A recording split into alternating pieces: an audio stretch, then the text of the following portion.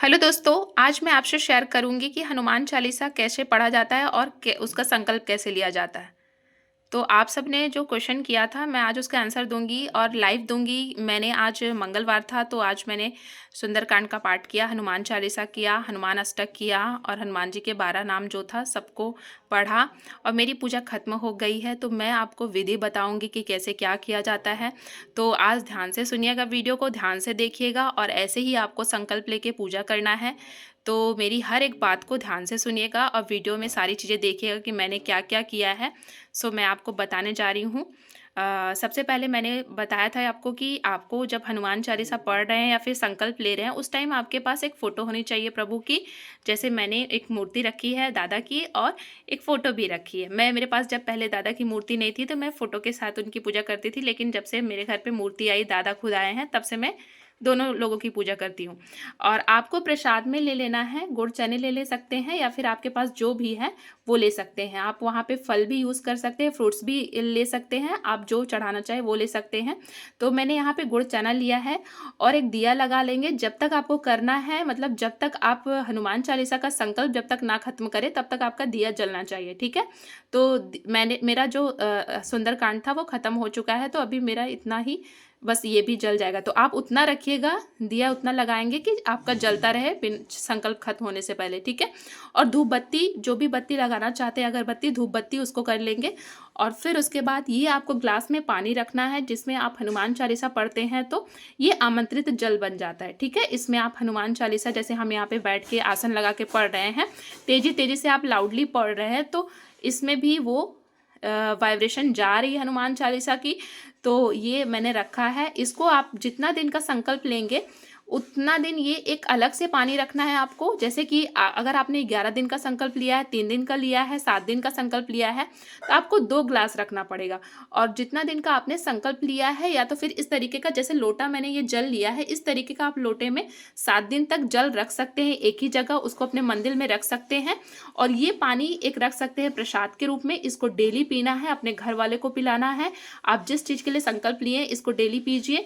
और इसको इसी में नहीं पीना है, इसको आप दूसरे ग्लास में पलट के पिएंगे। यानी जैसे आपने इस ग्लास में जल भगवान को चढ़ाया है, पानी रखा है, आमंत्रित जल है, तो इसको आप दूसरे ग्लास में पलट लेंगे, फिर पिएंगे, फिर अपने घर वाले को देंगे, ठीक है। और फिर जल भी रख लीजिएगा, आपको जल रखना है।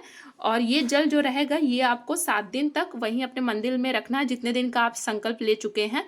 और इसमें एक सिक्का डाल देंगे, चावल जो अक्षत होता है उसको डाल देंगे और इस तरीके से करके संकल्प लेंगे और उसको इसी में ऐसे डाल देना है, ठीक है। आपको यहाँ पे क्लियर हो गया होगा कि संकल्प कैसे लेना है। और आप सुंदर कांड के भी बारे में जानना चाहते हैं तो आप कमेंट कर सकते हैं, मैं ज़रूर उसके बारे में बताऊंगी। आज मंगलवार था तो मैंने अपनी पूजा खत्म कर ली है।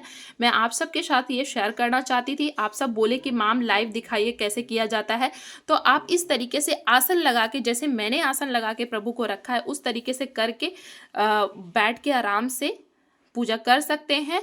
और ये सारी प्रॉपर जो चीज़ें मैंने बताई है वो कर सकते हैं। फल आप इसको भी रख सकते हैं, आपके पास जो है प्रभु को वो चढ़ा सकते हैं, फ्रूट्स भी चढ़ा सकते हैं, दही भी चढ़ा सकते हैं जो है। लेकिन प्रभु का सबसे फेवरेट ये है गुड़ चना, तो आप इसको भी ले सकते हैं।